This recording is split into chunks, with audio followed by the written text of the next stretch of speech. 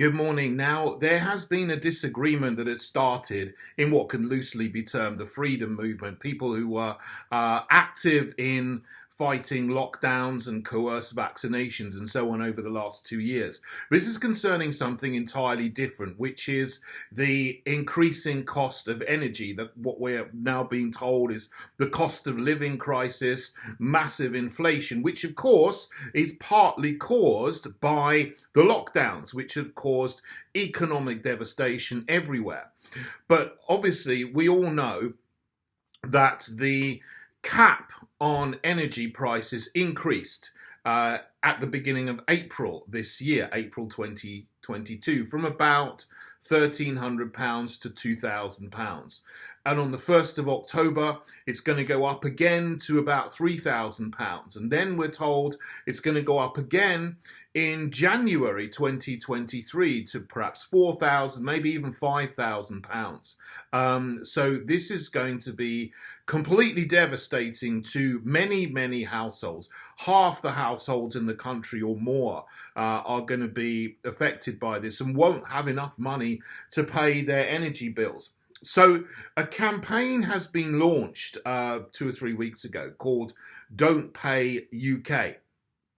Now, I haven't said too much about it myself, apart from the fact I've said I'm not going to sign up to it. I'm not going to give them my details. So on the one hand, you've got Katie Hopkins, who's done a series of videos about this, and she loves the campaign. She thinks it's great. She's almost promoting it and saying that this is something that everybody should get involved in. Don't be afraid, take the risk. And this is standing up for people who can't afford to pay their energy bills. On the other hand, there's David Clues of Unity News Network, and he was very skeptical from the beginning. He said, look, I have a very bad feeling about this. We don't know who the people are who are running it. It's being astroturfed. It's being promoted by the mainstream media and all kinds of far left characters, far left MPs, trade unions, socialist worker types are getting involved and promoting the campaign as well. So there's a difference of opinion there between two people. But I've spoken to both of them, and I've been on the stage with Katie Hopkins. I've been on Unity News Network with David Clues a number of times. My personal opinion swings more towards what David Clues is saying, because this is a campaign where you don't know who the people are. Well, until yesterday, we do know who they are now, but for 2 or 3 weeks, there was this campaign. It was everywhere. Everyone was promoting it. But there was this incredible website, which, as David Clues pointed out, really, really professional website, hosted on the platform of a hoster that also hosts a number of far left campaigns and anarchist organizations. But there was no indication of who was organizing this campaign. There was no people, there was no contact. It was just sign up, give us your details, and then you're pledging not to carry on paying the energy companies. You're pledging to cancel the direct debits. And that will, in theory, put pressure on the energy companies to lower our bills again. But I said, I'm not going to sign up to this for that very reason. I don't know who the people are who are running it. Yesterday, the Daily Mail did an expose, and they actually found out that one of the key people in it was an anarchist who is linked to Momentum, linked to Extinction Rebellion, and so on, and Just Stop Oil, this campaign of lefty lovies who go around and block the motorways and so on, and cause all kinds of trouble to normal working people. And these people don't care about ordinary people. They just want to make chaos, create chaos, in order to bring in the New World Order, the fourth industrial revolution, the sustainable development goals, whatever you like to call it. So that, in a way, proves the point that David Clues is making, that I alluded to, that this is something that you've got to be very, very wary of. And I didn't think it was wise to give them my details and give them my email and name and so on. So there we go. That's that. I may well do something myself. Everyone's got to make their own decision about what to do about this, because clearly a lot of people will simply not be able to pay their energy bills. But let's go into the politics of this. And you see, this is a really difficult situation. It's really going to cut people to the bone, just like lockdowns did and the coerced vaccinations did. And this is just another fabricated piece of chaos. Well, this I do agree with Katie Hopkins on. David Clues would say the same. I think we all agree generally on a lot of things. It's just a disagreement on this one thing, this one campaign. But this is all absolutely, completely fabricated and could have been avoided completely and absolutely.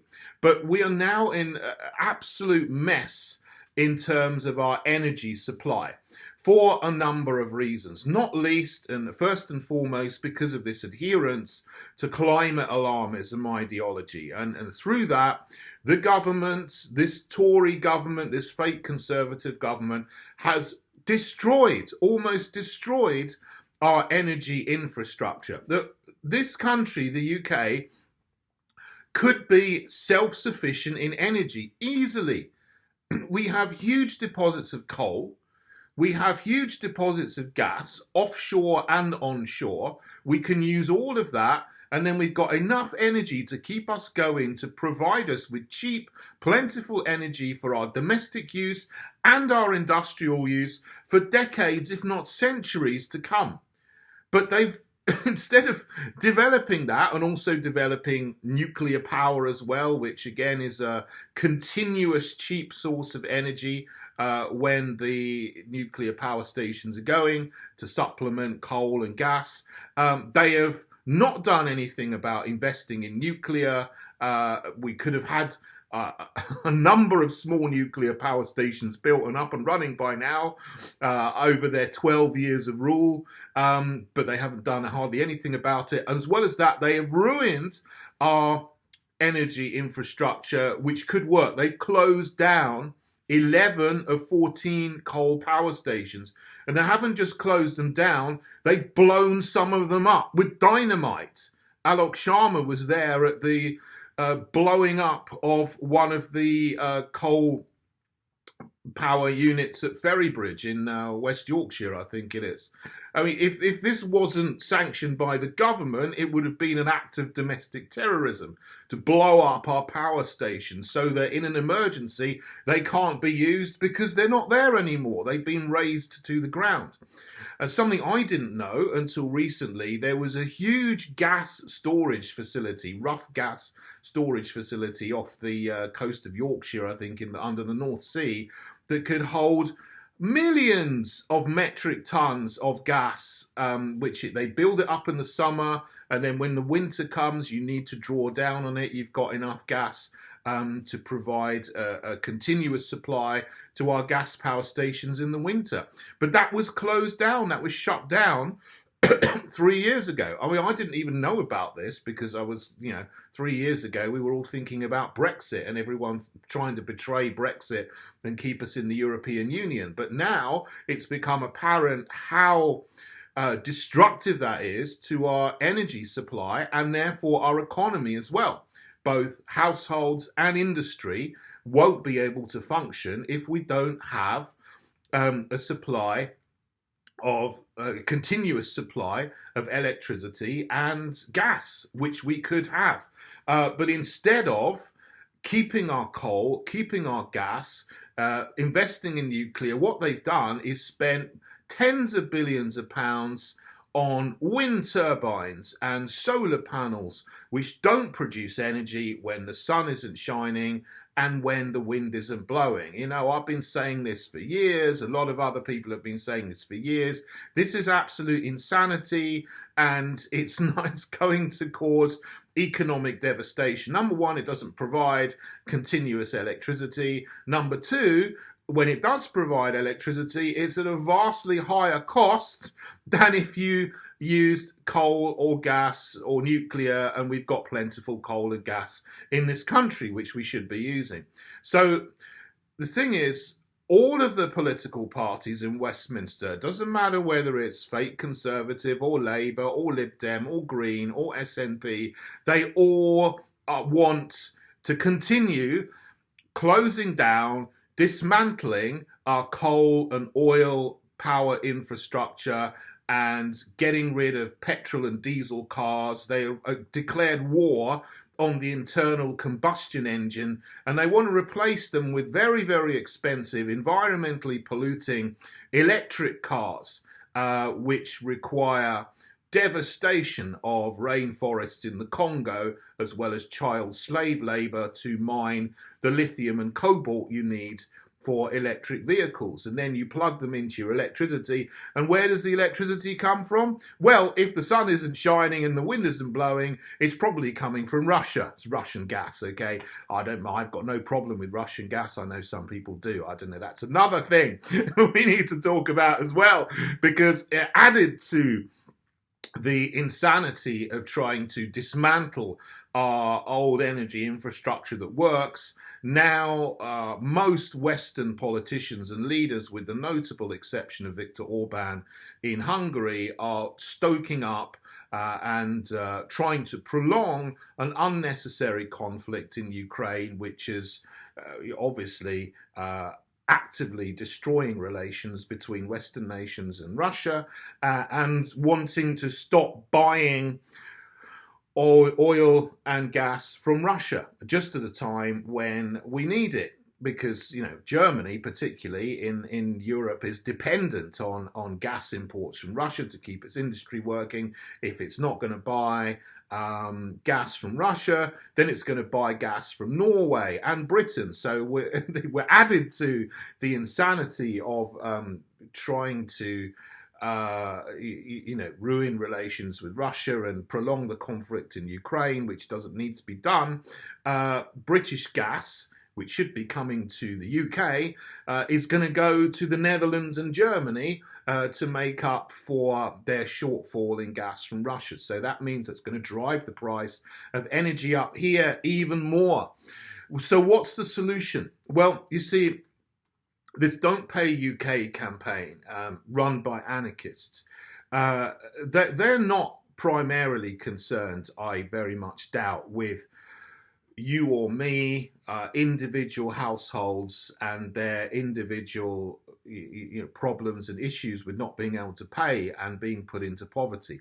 What they want is to destroy capitalism. You know, the same as Extinction Rebellion and Black Lives Matter and all of these anarchist groups. They are basically Marxists and communists.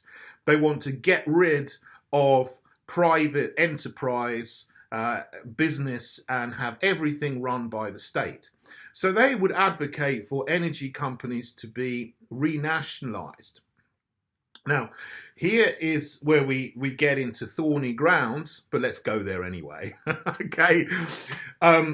Should energy companies be renationalized or not? Difficult question. I'm going to frame it like this. What we have at the moment is a disaster because they are neither nationalized nor properly privatized. They've been privatized, but the government interferes in the energy market so much that they're not free to act like private companies. You see, the idea is there's going to be a number of energy companies. Anyone can set up an energy company if you have a wind turbine or you have a gas power station, whatever.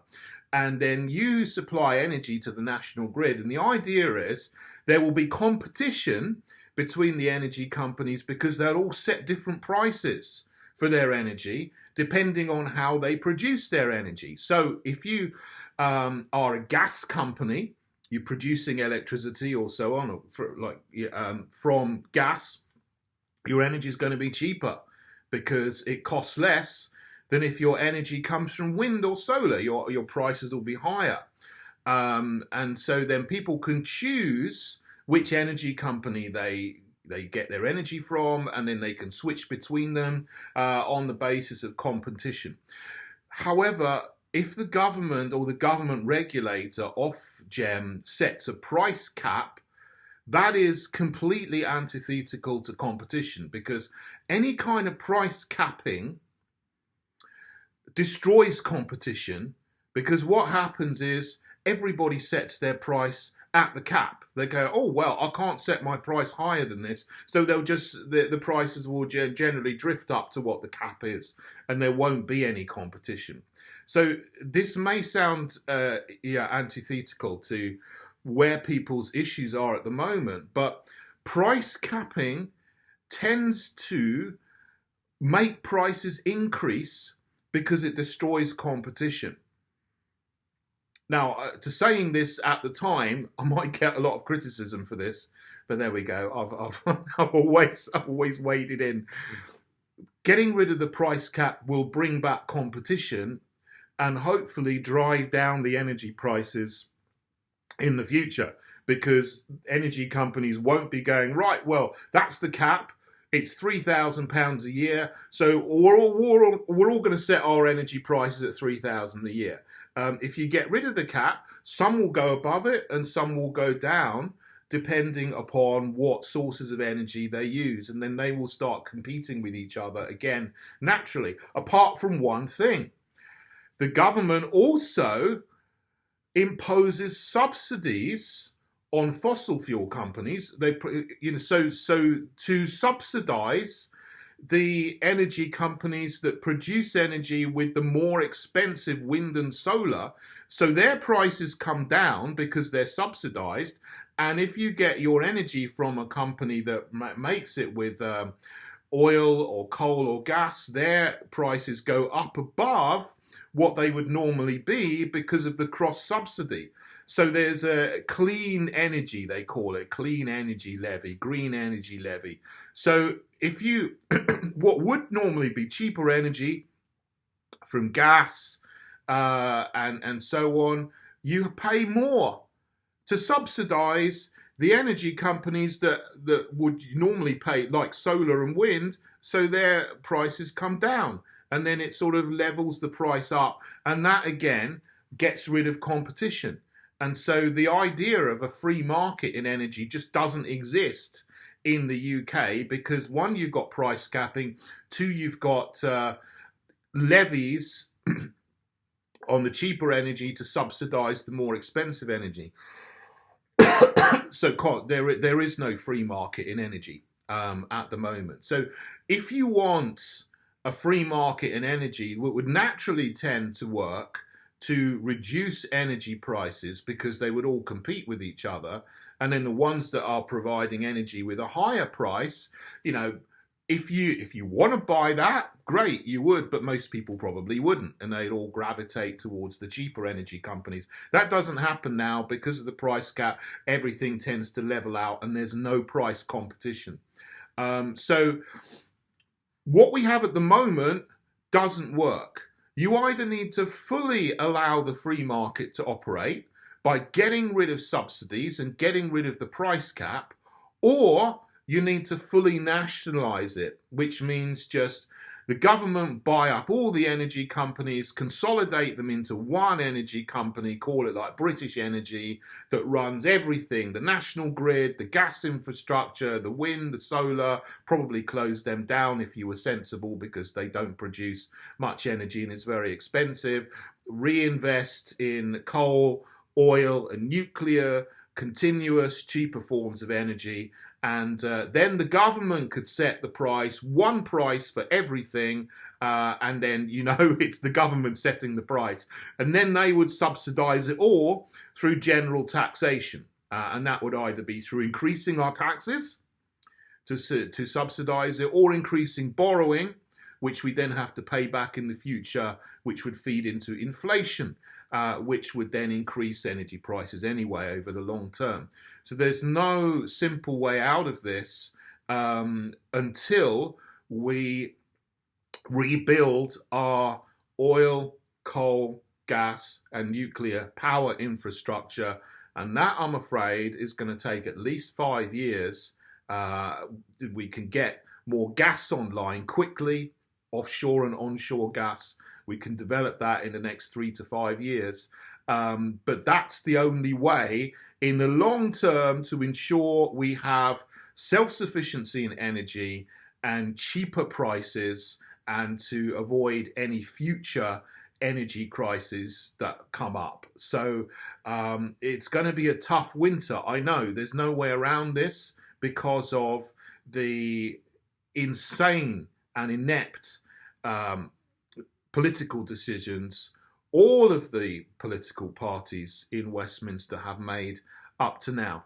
Obviously, you know I'm the leader of the Heritage Party, and our policy is to get back to self-sufficiency in energy and make sure that we have plentiful, cheap oil, coal, gas, and nuclear so that we never have this problem again.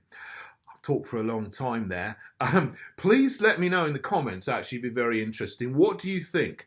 Do you think it would be better to nationalise all the energy companies, or do you think it would be better to fully privatise and have a full free market in energy with no price capping and no green subsidies, and just let the prices float and be different on the free market? It'll be interesting, because that is a moot point, and that's why I haven't properly answered that, because at the moment, you know, it is, you know, they would both be better than the mixed mess that we have at the moment. So it'll be interesting to know your thoughts. Should we fully privatise, fully have a full free market in energy, or should we have a fully nationalised energy system? Please let me know. Okay, please also, if you'd like, join the Heritage Party. The link is below.